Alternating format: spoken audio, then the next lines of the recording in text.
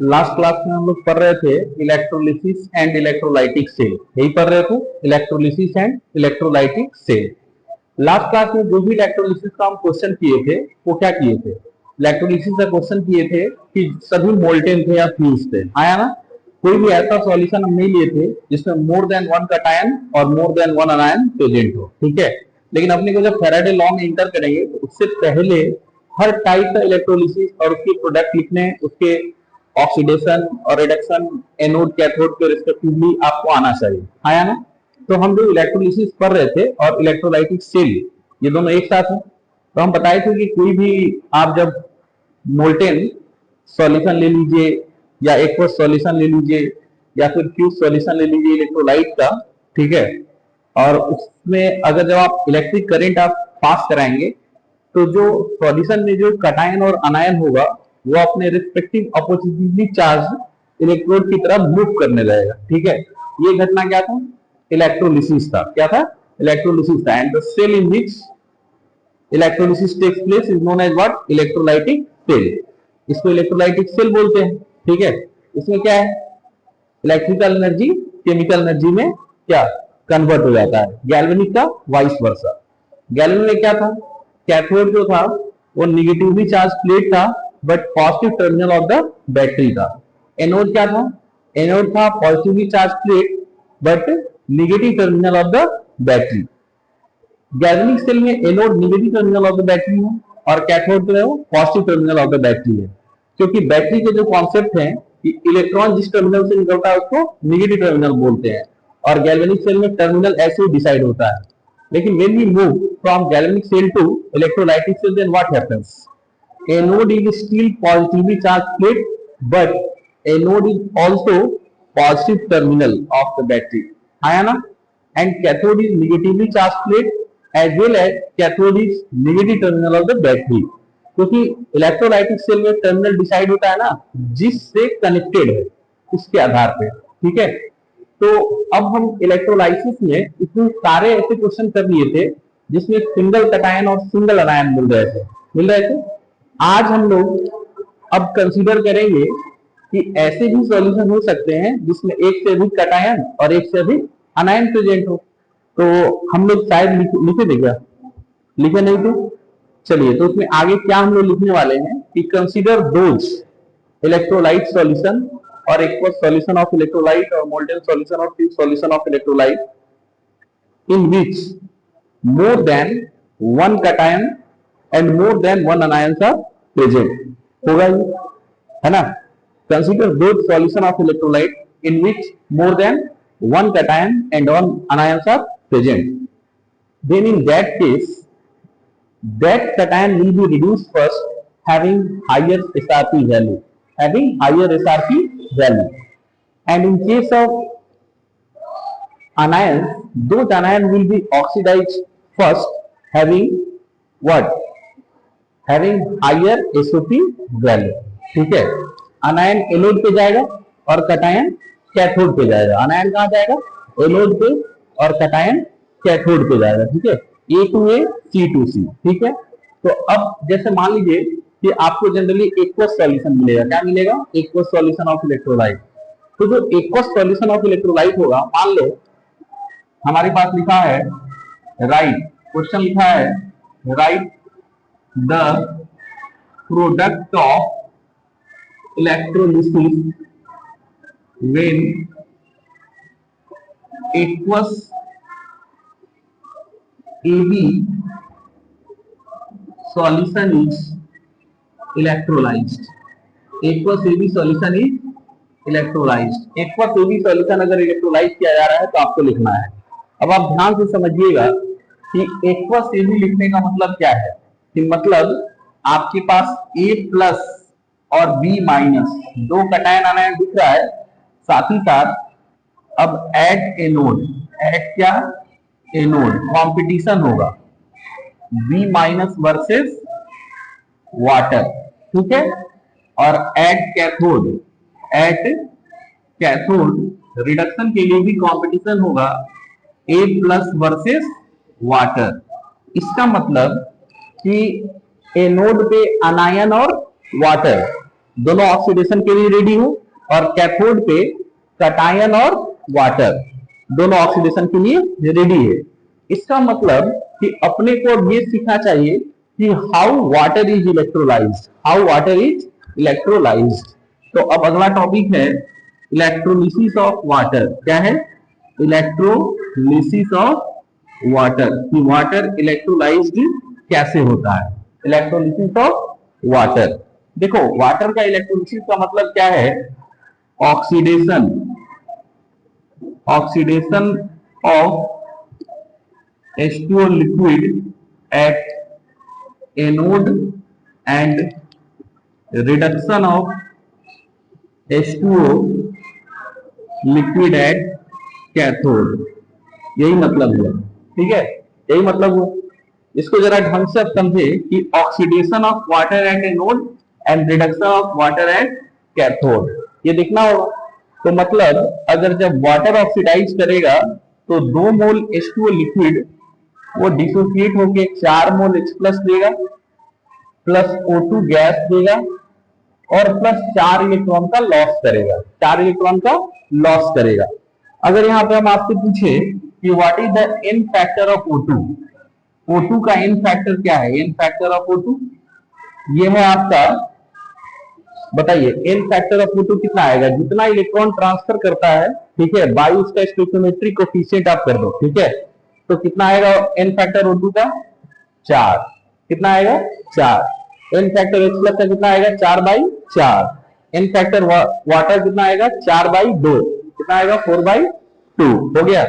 तो ये है रिएक्शन किसका? वाटर के ऑक्सीडेशन का। ये पूरा रिएक्शन किसका है? वाटर के ऑक्सीडेशन का।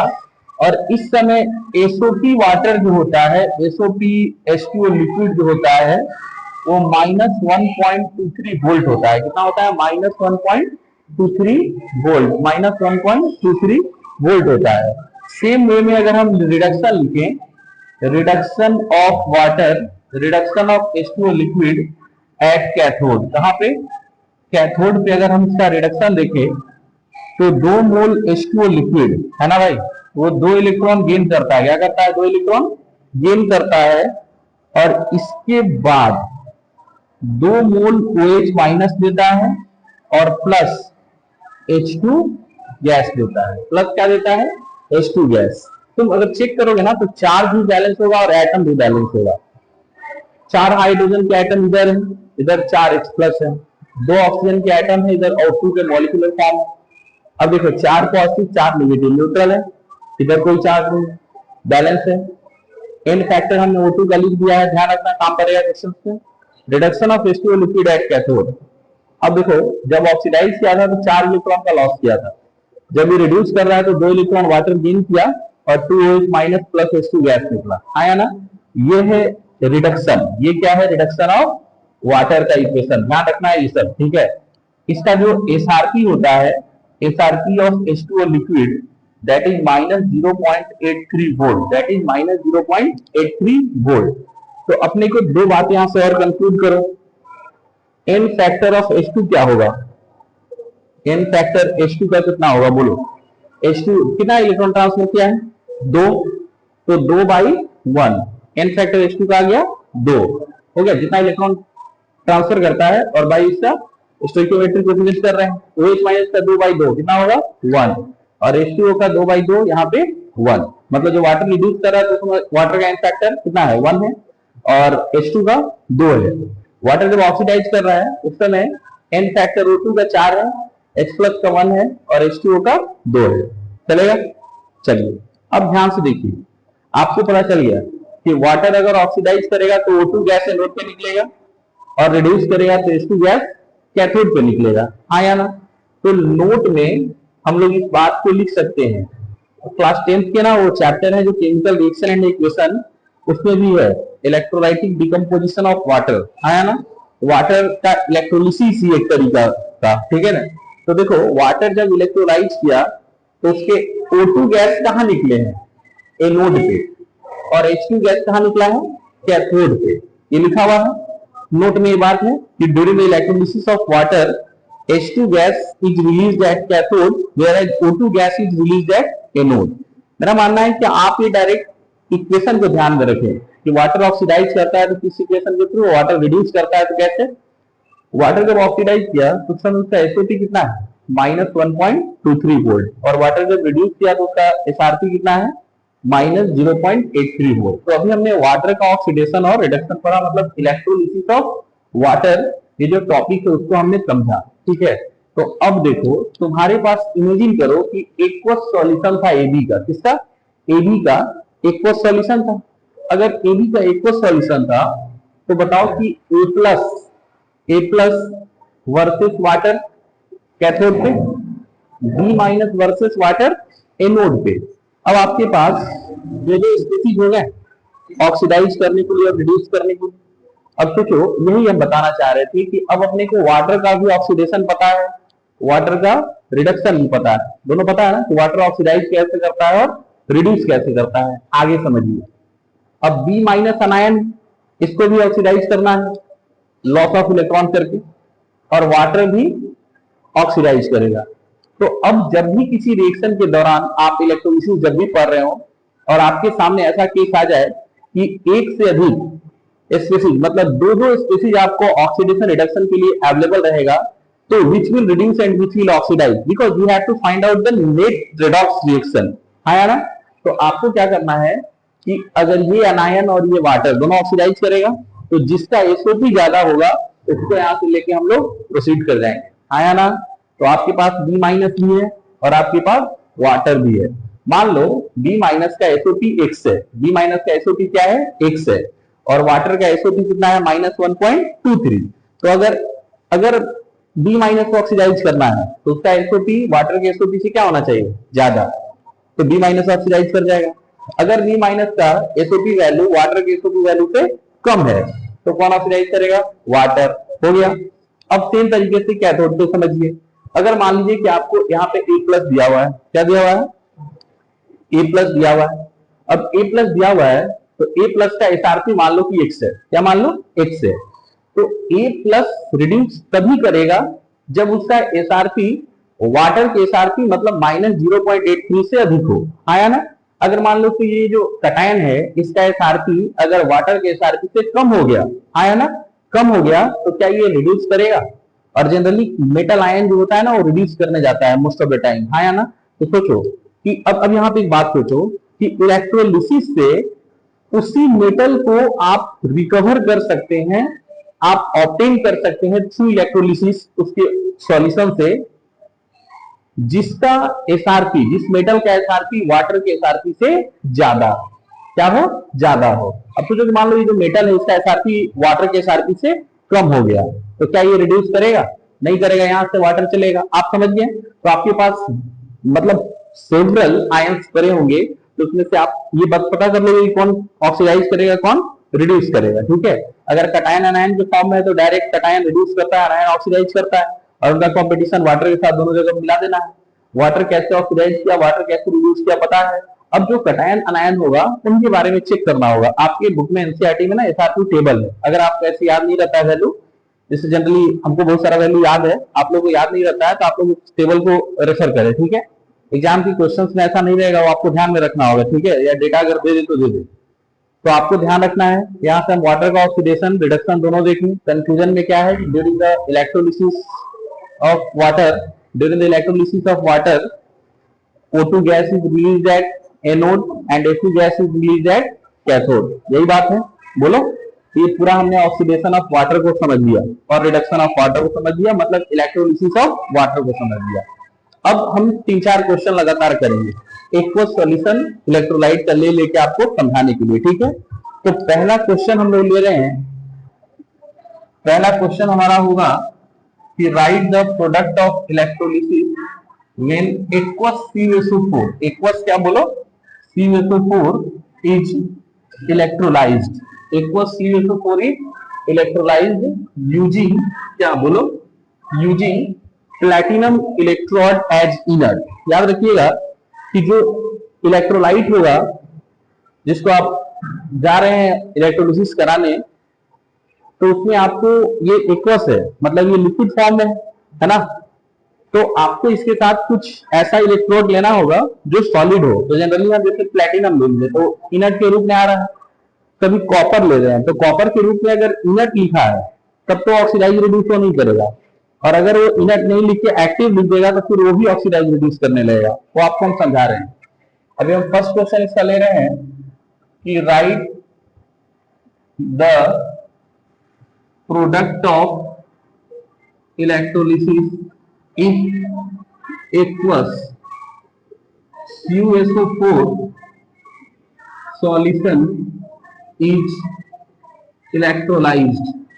Aqueous CuSO4 solution is electrolyzed using PT inert electron, using PT inert electron। यही क्वेश्चन है। और आपको समझना पड़ेगा कि आपका जो इलेक्ट्रोलाइट है ना वो कॉपर सल्फेट है, ठीक है, लेकिन उसके साथ क्या ऐड है, एक्वस CuSO4 है ना। इसका मतलब कि CuSO4 का जो कटायन आनायन होगा उसको कंपटीशन कौन देगा, ये एक्वस मतलब वाटर, है ना। और साथ में जो हम लोग इलेक्ट्रोड यूज कर रहे हैं, ठीक है, रेफरेंस इलेक्ट्रोड के तौर पे, वो इनर्ट है, तो क्या उसका ऑक्सीडेशन रिडक्शन होगा, नहीं होगा। अगर यही एक्टिव होता तो फिर उसका भी ये नेक्स्ट क्वेश्चन देखिए, right the product of electrolysis if aqueous silver nitrate solution is electrolysed using platinum inert electrode. ठीक है, अब इस क्वेश्चन को समझिए। एनोड पे क्या होगा, एनोड में माइनस भी अवेलेबल है और वाटर भी अवेलेबल है ऑक्सीडेशन के लिए। नाइट्रोजन अपने क्या मैक्सिमम NO3 माइनस जो है, जैसे SO4 माइनस टू सल्फर क्या है, मैक्सिमम प्लस इस स्टेट में था तो ऑक्सीडाइज हुआ था, क्या नहीं हुआ था। वैसे नाइट्रोजन जो है वो +5 है, उससे बढ़ के वो आगे नहीं जा सकता है। तो ये +5 से आगे नहीं जाएगा तो नो ऑक्सीडेशन। अब यहां पे देखिए, अब वाटर का ऑक्सीडेशन करेंगे तो ये आएगा, इसके SO3 माइनस 1.2 ग्रुप का आपको वैल्यू दिख जाता है, DC हो जाना है, आया। अब यहां से देखिए Ag plus versus water at cathode. Silver जब रिड्यूस करता है तो इसका Sr2 होता है +0.80 वोल्ट, ठीक है। और उसका है जो H2 दो लेकर ब्रेक करके माइनस प्लस H2 गैस निकालता है तो Sr2 होता है -0.83 वोल्ट जब वाटर रिड्यूस करता है। अब बताओ कि Sr3 सिल्वर वाले का ज्यादा है या Ag का या वाटर का Sr3 ज्यादा है, किसका Sr3 ज्यादा फर्स्ट वाले। इसके कैथोड से ये रिएक्शन आने तो एनोड से ये रिएक्शन। अच्छा, नेट रिएक्शन क्या करना चाहिए, दोनों जुड़ना चाहिए, बोलो। तो नेट रिएक्शन के दोनों क्या डायरेक्ट ऐड होंगे, नहीं होंगे, इसको कितने से करना होगा, 4 से। तो 4 4 तो कैंसिल हो जाएगा। जैसे ही करेंगे तो 4 Ag प्लस आया ना, 4 Ag प्लस ये प्लस 2 H2 लिक्विड आपस में फाइनल इक्वेशन देगा, क्रिएट किया और क्या मिला, बोलो 4 Ag solid plus 4 H plus और प्लस इनटू गैस। ये फैक्टर बताओ, टोटल का कितना होगा, 4 H प्लस का 1 Ag का 1 आया, इस Ag का 1 उस पार्ट कर दो, आ जाएगा। ये फैक्टर को इसमें फोकस करना है क्योंकि आपको फैराडे लॉ की कोशिश में जरूरत पड़ेगा, आया ना। तो इसलिए आप समझिए, तो इस क्वेश्चंस का जो फैराडे देगा ना, जो फैराडे लॉ के अनुसार प्रश्नों के अनुसार जो प्रॉब्लम डेवलप होगा, पहले फैराडे लॉ को करके आपको बताएंगे कि what amount of metal is deposited at the respective electrode and also calculate the volume of gas liberated at STP, है ना। अब देखो वॉल्यूम हम पूछेंगे गैस का, तो फैराडे का फर्स्ट लॉ जो पढ़ लेंगे उसके बाद जो इक्वेशन आएगा उस इक्वेशन में जरिए हम लोग मोल निकालेंगे। वो क्या निकालेंगे, मोल निकालेंगे तो बैलेंसिंग फैक्टर का इस्तेमाल होगा फैराडे का लॉ, ठीक है। और बैलेंसिंग फैक्टर के हेल्प से मोल निकालेंगे और जब मोल पर आ गया तो आपको एचटीपी में क्या पूछा, टोटल का वॉल्यूम पूछा, कैसे निकालेंगे। ये है वॉल्यूम एट एचटीपी का 22.4 होता है, मोल पता है, जितना भी मोल आया उसको 22.4 से मल्टीप्लाई करो, एचटीपी वॉल्यूम आ जाएगा। बोलो, ये काम हम लोग कल करने वाले हैं। तो आज का नेट रिएक्शन ऐसा हो घर से दो क्वेश्चन आपको करके लाना है, जिसमें पहला है एक्वस इंडियन रिएक्टर इलेक्ट्रोलिसिस का प्रोडक्ट लिखना है। Aqueous Indian reactor solution is क्या,